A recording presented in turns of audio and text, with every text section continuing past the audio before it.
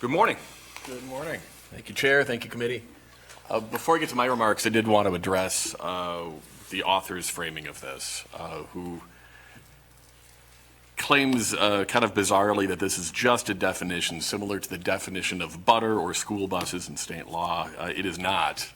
We do not compel prosecutors to consider the speaker's opinion on the dairy industry when someone is charged with a crime. We don't add 5 years onto a sentence because someone once spoke badly of a cow. This bill goes far beyond a mere definition or examples. It clearly targets protected speech. And this bill is incredibly broad. It's an attack on the First Amendment. It does not differentiate between actual anti-Semitism and the legitimate criticism of Israel's genocide. And it would be wielded to shut down debate based on the opinion of the speaker rather than any actual harm caused. So prosecutorial discretion means that this will be applied to stop or punish speech only on one side of an issue. So one of the IHRA examples that prosecutors would be compelled to look at when they charge anyone with a crime is, quote, drawing comparisons of contemporary Israeli policy to that of the Nazis. So Benjamin Netanyahu, in his last speech to the UN, made an explicit comparison of this genocide to the Holocaust. For many minutes, over and over, he explicitly compared contemporary Israeli policy to that of the Nazis. He said in his comparison, quote, would a country committing genocide plead with the civilian population it is supposedly targeting to get out of harm's way? Would we tell them to get out if we're trying to commit genocide? And pose the question, did the Nazis ask the Jews to leave? You know, the answer is, of course, yes. The Nazis did start by asking. They even put a program in place called the IHRA Agreement in 1933, which encouraged Jewish residents of Germany to move to Palestine. And then when most didn't leave willingly, they forced many out for 6 years. And when the Jewish residents of Germany didn't all leave, the Nazis closed the borders, preventing them from leaving, and killed millions of them horrifically in a Holocaust that should never be repeated and which we should learn from. So Netanyahu's comparison between Nazi policy and current Israeli policy is surprisingly apt, as that is the same policy, asking, forcing, and then closing the borders and killing that Israel has been imposing on Palestine now for 3/4 of a century. And although Netanyahu answers, did the Nazis ask the Jews to leave, with the bizarre answer, of course not, he very clearly made this comparison. So by the IHRA's example, and by this proposed bill, Benjamin Netanyahu, the Prime Minister of Israel, is anti-Semitic and should be subject to a penalty enhancement should he commit a crime. And of course, any reasonable person is going to look at that and say, well, yes, technically that would meet the criteria. But no prosecutor, at least not in the US, where he's not considered a war criminal, is going to charge him with a hate crime as defined by this proposed state law. And that's the problem. This law very clearly is not targeting people just making comparisons between the Nazis' genocide and what Israel is doing in Gaza. It is only targeting and penalizing the speech of people who make that comparison and then conclude that what Israel is doing in Gaza and the West Bank is, in fact, a genocide. And in 2025, that's the only conclusion that reasonable people can come to. The broad conclusion, stated clearly by experts and governments across the globe, stated by elected officials in Israel and by the UN, is that Israel is committing genocide on the Palestinian people. I have been there. It was a genocide then, it is a genocide now. Faced with the reality that we in the United States are complicit in this genocide and understanding that it is only allowed to happen because of the dollars and weapons and uncritical backing we give Israel, our response as a country should be not to criminalize discussion of it, but to stop the genocide we are causing. We could do that overnight by stopping the flow of weapons and dollars and support. This bill is an act of cowardice, is an attempt to kick down the road the realization that blood is on our hands, that no ceasefire will hold as long as Israel has the capacity for genocide, and that we as Americans are giving them that capacity. This law is a clear violation of the First Amendment and is intended to target not leaders of genocidal regimes, but people speaking up for Palestine. The authors admit as much, noting in a clause in the bill that, quote, nothing in this section may be construed to diminish or infringe upon any right protected under the First Amendment. So number one, That language does nothing to change the reality that it does, in fact, punish and stifle protected speech. As a former teacher, if one child is beating another while saying, "I'm not hitting you," it doesn't change the reality. And number two, you don't need to put language in the legislation in the first place unless you know you're running afoul of the Constitution. If you swallow this, I'm going to start writing, "Republicans love this and will vote for it into all of my bills," hoping that Republicans figure that if it's written down, it must be true. And this definition and its examples are not just causing theoretical harm. Just last month in Texas, we saw the result of passing a similar law. A man who allegedly spray-painted words on a wall, critical of Israel, not Jewish people, was charged with a hate crime enhancer like this one. It changed the penalty from a misdemeanor to a felony, which could have locked him up for a decade for spray paint. Thankfully, the jury saw through it. They realized that nobody should be locked up for a decade for graffiti, even if they didn't agree with what he wrote, and they recommended a fine instead of a jail sentence. The judge ignored the jury, and they locked him up for 6 months and 5 years of probation anyway, because the charge based on a very similar IHRA bill to this one was enhanced into a felony, and it gave the judge the ability to do that. So clearly here, the goal is to target people who are outspoken against genocide and who are expressing a legitimate criticism of government, whether that's ours or Israel's or both. Our country is based on the criticism of government. It's baked into our history, it's baked into our Bill of Rights. This is an attempt to stifle that speech, and it's wrong. So before the very discussion of this topic becomes a hate crime enhancer, I'm very happy to yield to questions. Any questions? Representative Whitkey. Thank you, Mr. Chair, and I appreciate your opinion. I have a question for you. I just had 2 university students sitting right there where you are that testified to things that they have encountered on the campus in this city that, in my mind, are you saying that that's free speech? Or what would you tell them to say, this is how we should do something to protect you, rather, whether it be in a university policy, whether it be in a statute?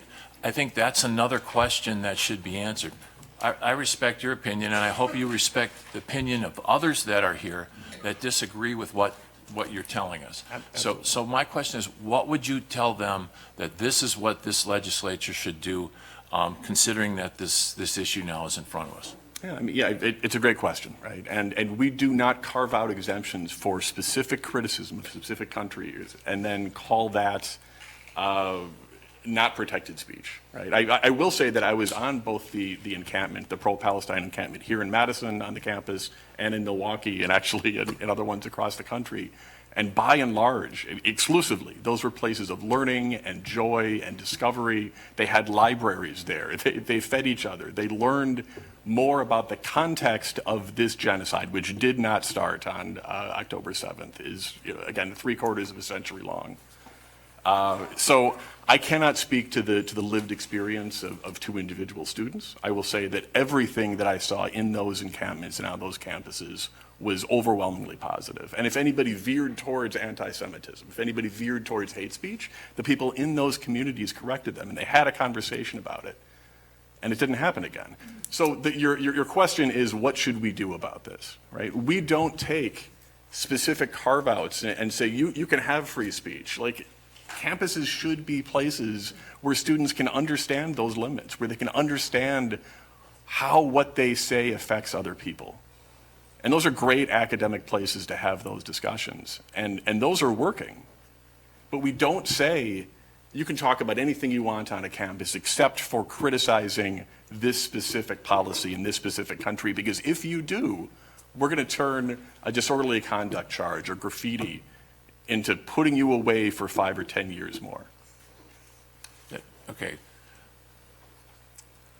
So I guess, so then I can count on that you will support, I believe there's a bill out there in the Assembly to codify certain things to make sure that free speech is part of our campus life.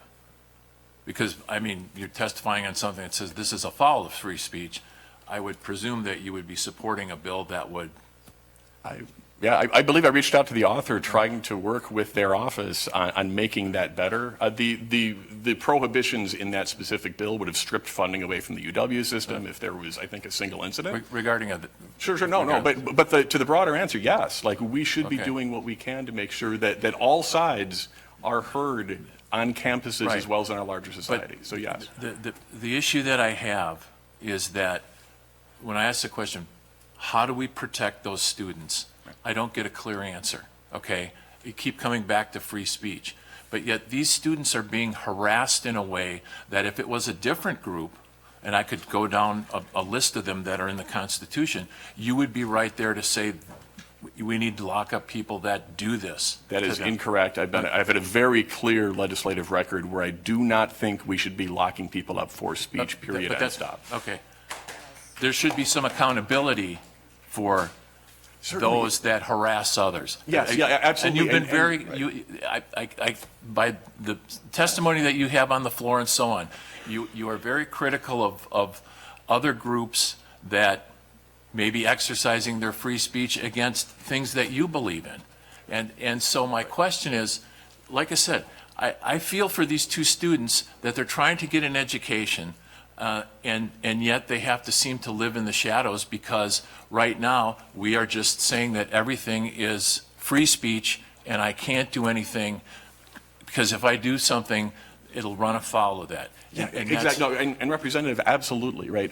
Those students who just spoke, as well as students who will probably speak later on today, deserve to be on a campus where they can express their sincerely held political beliefs, especially on policy, without the fear of being locked up for them, regardless of what those opinions are. That is what we're here to oppose. That is what we're here to preserve. Wow. And you know what? Based on that comment, I find myself agreeing with you on certain things, which I'm sure we don't see eye to eye on a lot of things. Consensus. We have that, and we have cheese bacteria. Yeah, that's right. Thank you very much. Any other questions for Representative Clancy? Representative Pupavarchuk. Representative Clancy, thank you. Turn my mic here. I also was at the UWM encampments. I witnessed things that I thought were horrific. They renamed a hall, Mitchell Hall, with chalk, and called it, named it after someone that had celebrated the October 7th attacks. There were structures put up, there were walls put up, tents were allowed to stay for weeks. And it was illegal. Those encampments and those tents and camping is illegal in the campus. But yet they were allowed to remain. Can you name any other group that would have been allowed to do this, to protest a group? Let's say if there would have been white supremacists that would have been allowed to camp on the UWM protesting African Americans. They would have been arrested in 30 seconds, not only charged for illegal encampments, but also for hate crimes. But yet nothing was done at UWM for weeks. Can you tell me what other group would have been allowed to protest for as long as they were? I'm sorry, so your concern is not hundreds of thousands of deaths that people are protesting. Your concern is tents in a public space. That Jewish students and faculty had to walk by for weeks to get to classes. Yes, that's what I'm concerned about. And if your experience was, if you actually spent any significant amount of time in those encampments and you left with some impression other than it was, I mean, did you see the library? Did you see them feeding each other? Did you sit in on any of the I don't care about if they were there? feeding each other or not. I'm concerned about all the signs that I saw that these Jewish students had to walk by. Sure. And it was allowed to happen for weeks. Sure. So you're concerned about protected speech. So holding a sign in public is protected speech. You're concerned about that, and you're asking why shouldn't we limit everybody's speech in the same way? My question to you is there any other group that you can name that would have been allowed to get away with that? To get away with protected speech in public? For setting up illegal encampments on a university property for weeks. So I want to be really clear here. Chancellors can allow students to be in public spaces, in tents or on towels or however they want. It is not illegal. State law gives chancellors the ability to allow students to express themselves, and yes, to make an encampment where they set up a library at a cafeteria, and yes, have signs which challenge the status quo, That is the best part of what a university can do. I don't understand your question. Okay, I'll ask it again. Can you name any other group that would have been allowed to set up an encampment on UWM property for weeks protesting another group of people? Sure, yes. Broadly, unless there is specific speech that you are trying to, they're taking issue with, and let me know what that is. Students should be allowed to be in public spaces at a public university. Would you been fine with white supremacists setting up camp for weeks on UWM protesting African Americans? We Would have that white been okay? supremacists in uniform on UW campuses Continue all the time. to What is your question? You continue to avoid my questions. No, You're diverting. I'm saying we should not be prohibiting protected speech, period, end stop, on campus. I'm not going to give you a list of every single organization that I think should be allowed to speak, because it's all of them. If you have another question, I'm happy to address it. Is there any other group that you can think of that would have been allowed to set up encampments Groups on UW should be property? able to engage in protected speech on campus as well as other places, period. That is my answer. Okay.